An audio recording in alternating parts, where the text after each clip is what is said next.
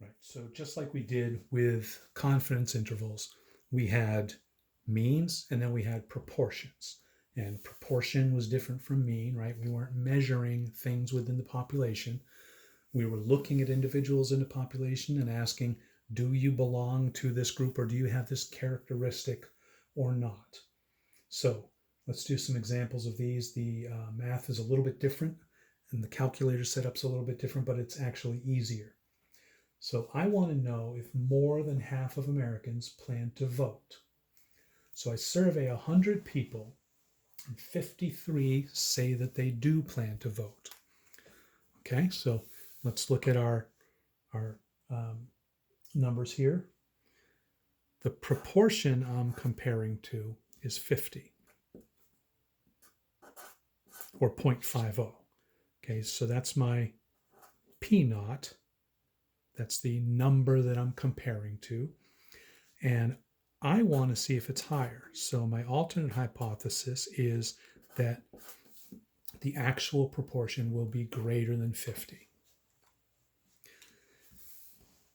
The number of people I surveyed was 100. So there's my N. And the number of yeses, the number of people in the group that I'm looking at, people who plan to vote, was 53. Okay, so just like with confidence intervals, this is a little bit easier, a little bit less information to type in. So let's look at where we go. Stat, over to test, and then we're looking at a one proportion z-test. Okay, and these are the only three we're going to use, z-test and t-test, which we've done for a couple of videos already. And then we're looking at a one proposition z-test. And not very much information. What's the number we're comparing to? That's our P naught, that's 0.5. And then how many successes, right? How many yeses, how many have that characteristic out of how many in the sample? And then the type of test. I'm just trying to show that more than half. So I want to say that the actual proportion is greater than the P naught, the number we're comparing to, and I calculate.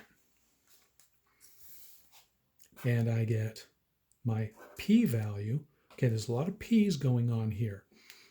P hat, that's the actual proportion from my sample. That's kind of like X bar. 53 out of 100 is 53% or 0.53. It's doing that math for us. We don't really need it done, but it did. Z is 0.6. I don't really even have any idea what Z is. It doesn't matter. But the value for P, our level of doubt, is 0.27.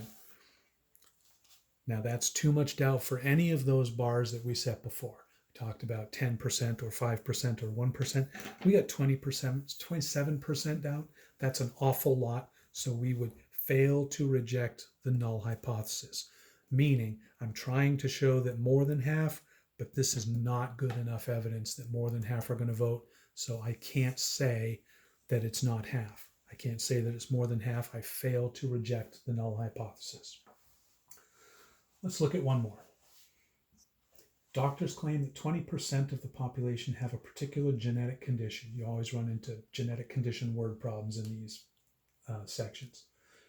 I want to see if their claim is true. Okay, doctors claim 20% have the condition. I want to see if their claim is correct. So I test 60 people and find that 11 have the condition. So this time, the claim for the proportion is 20%. I'm curious if that's correct. I'm not saying it's high or low, so this is going to be not equal to. We test 60 people and find that 11 of them have the condition. All right. There's no distinction with P or T here. With Z or T. One prop Z test. My proportion of interest is 0.2. My X is 11 out of 60. And it's a two-tailed test. I'm just curious if it's right, not if it's high or low. And then we calculate. And here we get, wow, p hat is 18% in our population. So we didn't figure out the percentage here, but 11 out of 60 constitutes about 18%, which is not that far from 20. But we have a p of 0.746. So we get 75% doubt here, which is way too high because we weren't very far off from the number, right? 18% is very, very close to 20%, so it's nowhere near far enough away to be convincing. I want to run that again, and I want to change a number. Let's say that we had surveyed 60 people and only 10 of them had had the genetic condition. How does that affect our results?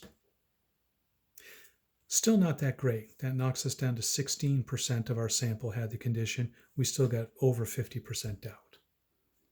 Okay, that's how to use the proportion test, the 1-prop Z test. And one more video to go for this, and we'll wrap it all up.